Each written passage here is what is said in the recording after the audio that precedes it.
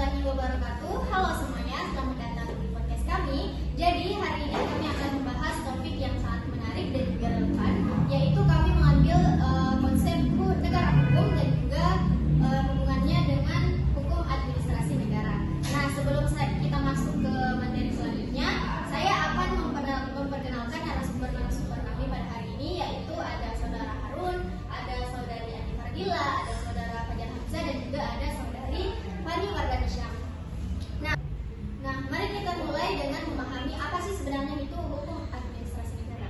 Nah, hukum administrasi negara adalah hukum yang mengatur tentang tata cara penyelenggaraan fungsi-fungsi pemerintahan sehari-hari, termasuk hubungan antara pemerintah dan juga warga negara, pengelolaan pelayanan publik dan juga pengawasan kepada tindakan administrasi yang dilakukan oleh pejabat pemerintahan.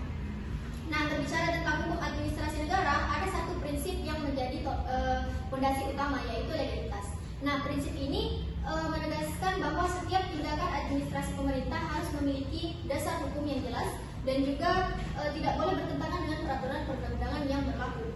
Di Indonesia sendiri, hukum administrasi negara ini memainkan peran penting dalam mendukung prinsip negara hukum, sebagaimana yang tercantum pada pasal 1 ayat 3 Undang-Undang Dasar 1945. Nah, sebelum masuk ke pembahasan yang lebih dalam, saya ingin bertanya terlebih dahulu nih kepada narasumber pertama. Tadi kan saya membahas sedikit tentang negara hukum. Nah, saya penasaran nih tentang bagaimana sih awal sejarah dan negara hukum itu sendiri. Baik, jadi apabila kita berbicara mengenai negara hukum, jadi sejarahnya itu negara hukum muncul pada abad ke-19, di mana kita kenal dengan istilah Restat atau negara hukum, di mana pada saat itu masih berada pada fase negara hukum klasik. Negara hukum klasik itu sendiri mempunyai tujuan untuk menciptakan keamanan dan ketertiban bagi warga negaranya. Pada masa itu, negara hukum klasik bercorak negara liberal, yang artinya dia masih mempertahankan dan melindungi ketertiban sosial ekonomi berdasarkan asas laissez passer, yang artinya asas kebebasan bagi warga negara. Di sini juga pada negara hukum klasik itu kita kenal dengan nama negara peronda atau negara penjaga malam. Nah, di sini juga pada masa itu negara itu tidak terlibat langsung kepada kehidupan warga negaranya. Kemudian memasuki pada abad ke-20, yang awalnya negara hukum klasik berubah menjadi negara hukum modern, di mana negara hukum modern ini lebih berorientasi untuk menciptakan kesejahteraan bagi warga negaranya. Di sini pemerintah itu terlibat penuh, baik itu dalam lingkungan sosial, ekonomi, budaya, dan lain sebagainya. Sehingga di sini peran pemerintah itu sangat utama dan sangat terlibat dalam kehidupan warga negaranya. Nah, kemudian negara hukum modern ini itu bercorak welfare state atau mengutamakan kesejahteraan bagi seluruh warga negaranya. Nah, kemudian berbicara juga mengenai negara hukum, pasti ada beberapa unsur yang mendukung negara hukum itu sendiri, baik itu seperti adanya pengakuan hak warga negara, pembagian kekuasaan, pelaksanaan pemerintahan berdasarkan undang-undang, hingga peradilan administrasi negara. Itulah beberapa unsurnya negara hukum. Mungkin begitu saja. Menarik sekali ya pemirsa dengan apa yang tadi dijelaskan oleh narasumber yang pertama. Jadi sejarah hukum itu ternyata memiliki ciri-ciri yang sangat berbeda ya, baik dari negara hukum klasik sampai negara hukum modern. Saya mau bertanya lagi nih kepada narasumber kedua, yaitu Andi Fardila, terkait beberapa unsur yang membangun negara hukum, yaitu salah satunya mengenai pengakuan hak-hak warga negara. Nah, apa sih sebenarnya pengakuan hak-hak warga negara itu sendiri dalam negara hukum? Baik, jadi terkait pengakuan hak-hak warga negara di sini, artinya negara hukum menekankan perlindungan hak asasi manusia, di mana setiap individu memiliki hak untuk hidup serta mendapatkan perlakuan yang sama di depan hukum. Dan selain itu juga mempunyai hak untuk mendapatkan pendidikan dan pekerjaan yang layak.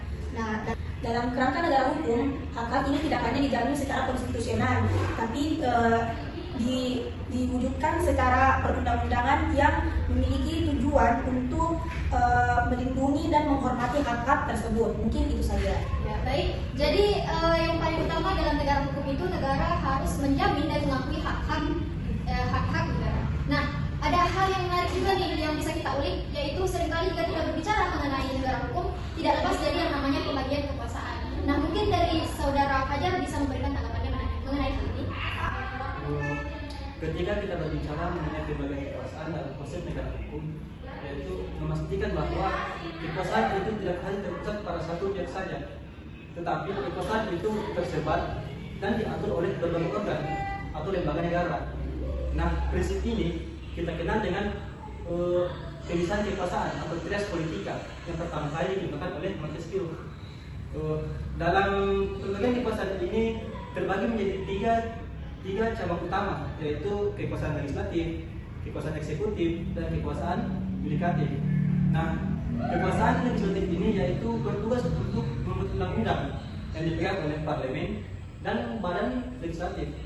Nah, kekuasaan eksekutif ini dia bertanggung jawab untuk menjalankan dan mengimplementasikan undang-undang serta kebijakan pemerintah yang berada di tangan presiden atau perdana menteri atau kabinetnya. Nah, yang terakhir ini kekuasaan yudikatif. Nah, kekuasaan yudikatif ini dia bertugas untuk menegakkan hukum atau keadilan dan dijalankan oleh pengadilan atau lembaga peradilan. Nah, dengan adanya pembagian kekuasaan ini diharapkan untuk menciptakan sistem yang check and balance, yaitu agar terjadinya keseimbangan kekuasaan dan mencegah terjadinya penyalahgunaan kekuasaan, serta memastikan bahwa pemerintah itu berjalan dengan adil dan transparan dan akuntabel. Nah, ketika kita berbicara mengenai pemerintah yang berdasarkan peraturan hukum dan perundang-undangan, yaitu prinsip dasar yang dimana prinsip dasar negara hukum yang dimana semua tindakan pemerintah atau aparatur negara harus sesuai dengan hukum yang berlaku. Nah, dalam sistem ini hukum itu berfungsi sebagai landasan utama atau panduan utama dalam menjalankan tindakan pemerintah. Nah, di sini pemerintah itu tidak boleh semena-mena. Dia itu harus mengikuti prosedur atau ketentuan yang sudah diatur dalam undang-undang. Nah, tujuan utama dari prinsip ini yaitu melindungi hak-hak warga negara, memastikan bahwa kekuasaan itu dijalankan dengan adil, dengan benar sesuai dengan hukum yang berlaku. Nah, jadi pembagian kekuasaan ini dan pemerintah yang berdasarkan peraturan hukum dan undang-undang ini saling terkait dan saling mendukung dalam membangun atau mewujudkan konsep negara hukum. Nah, sekian. Menarik ya yang sudah tadi dijelaskan. Jadi pemirsa bisa lebih paham terkait konsep negara hukum. Baik, mungkin untuk yang terakhir saya beralih ke narasumber terakhir, yaitu saudari Fatima dan Syam. Tadi kan sudah dijelaskan juga beberapa unsur yang membangun negara hukum. Kemudian saya bertanya lagi nih, apalagi kita berbicara dalam kajian hukum administrasi negara. Jadi seringkali kita mendengar terkait peradilan administrasi negara. Nah, apa sih itu sebenarnya peradilan administrasi negara? Nah, peradilan administrasi negara dalam negara hukum ini pada prinsipnya ikut mengembangkan dan membangun yang pada pokoknya bekerja secara pragmatik, pragmatik, dan pragmatik. Peradilan administrasi negara ini tidak hanya menjadi lembaga yang menguji dan mengontrol jalannya pemerintahan sesuai dengan hukum dan peraturan perundang-undangan yang berlaku. Dengan hal ini, peradilan administrasi negara ini juga ikut membantu menumbuhkan pemerintahan yang adil dan bermanfaat bagi warga negara untuk kepentingan warga negara yang sesuai dengan asas-asas pemerintahan yang baik dan juga dengan upaya preventif dalam mencegah stagnasi pemerintahan. Nah, dalam peradilan administrasi negara ini tidak membutuhkan rule of law, di mana menghendaki kedudukan pejabat administrasi negara dan rakyat sama di dalam peradilan umumnya. Kedudukan pejabat administrasi negara ini ataupun pemerintahan dan rakyat sama-sama harus tunduk di hadapan hukum termasuk kedudukannya yang sama. Nah, kemudian peradilan administrasi negara menjadi sarana hukum bagi warga oleh tindakan pemerintah yang sewenang-wenang dan penyalahgunaan kekuasaan. Dengan demikian, lembaga ini juga menjadi kontrol dan pengawasan terhadap jalannya pemerintahan yang secara bersamaan memberikan perlindungan hukum bagi warga negara atas yang sedang berhadapan dengan kekuasaan negara. Mungkin itu dari saya. Oke, teman-teman, nggak terasa kita sudah berada di penghujung podcast kita pada hari ini. Dari diskusi tadi kita belajar bahwa konsep negara hukum adalah fondasi penting bagi menjaga keadilan, kesejahteraan, dan hak-hak warga negara. yang 5, pembagian kekuasaan yang jelas, dan adanya peradilan administrasi, kita bisa memastikan bahwa pemerintahan berjalan secara transparan, adil, dan juga berpihak kepada rakyat. Semoga obrolan ini nggak hanya sebagai bahan diskusi saja, tapi juga kita bisa lebih sadar tentang pentingnya hukum dalam kehidupan sehari-hari. Karena bagaimanapun negara hukum itu nggak cuma soal aturan, tetapi tentang bagaimana kita semua bisa hidup dalam keadilan dan perdamaian. Nah, terima kasih yang sudah mendengarkan sampai akhir, dan juga terima kasih kepada para narasumber kita yang luar biasa pada hari ini. Jangan lupa ikuti terus podcast ini, karena di episode berikutnya kita akan membahas topik yang lebih seru lagi nih, seputar hukum, pemerintahan, dan isu-isu yang berdekat dengan kita semua. Sampai jumpa di episode berikutnya, dan ingat, hukum adalah jaminan keadilan kita. Wassalamualaikum warahmatullahi wabarakatuh, dan sampai jumpa.